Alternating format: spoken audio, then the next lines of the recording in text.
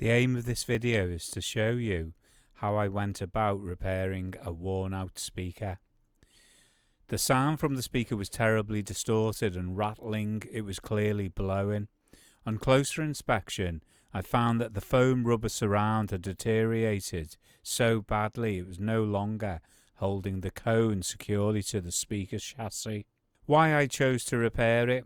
There are several reasons I decided to repair the speaker instead of replacing it. Number 1. Age of the vehicle. It was from a 24-year-old car, specifically the driver's door speaker. That door gets the most wear and tear since it's opened and closed all the time, which could have contributed to the speaker's condition. I didn't want to spend much money on such an old vehicle.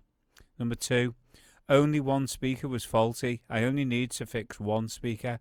If I were to replace it, I'd likely need to buy a pair, and then I'd have to worry about whether they match the rear speakers, potentially ending up buying a full set of 4.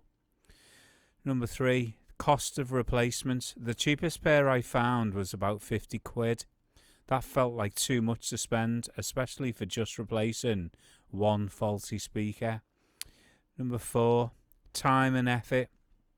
Repairing it was quicker than buying new ones. I only have to order 2 small items and remove one speaker.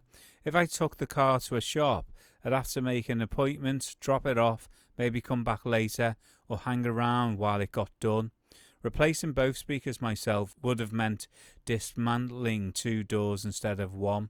The repair process. I ordered a replacement foam surround online. Sizing it was a bit of a gamble since the measurements weren't very precise, but I ended up buying a 5-inch surround. It was slightly too big, as you'll see when I bring out the scissors, but it worked perfectly in the end, and I was happy with the results. First I used a square-ended craft blade to scrape off the old gunk and residue. I made sure the area where the new surround would be glued was as clean as possible. It took some effort. I also cleaned the inner edge of the speaker cone to prepare it for gluing. Then I simply glued on the new surround and held it in place. I was fairly generous with the glue and did a bit of cleaning up using a cotton bud. And that's it. My tutorial on how to repair a speaker with a deteriorated foam surround. I hope it helps you out.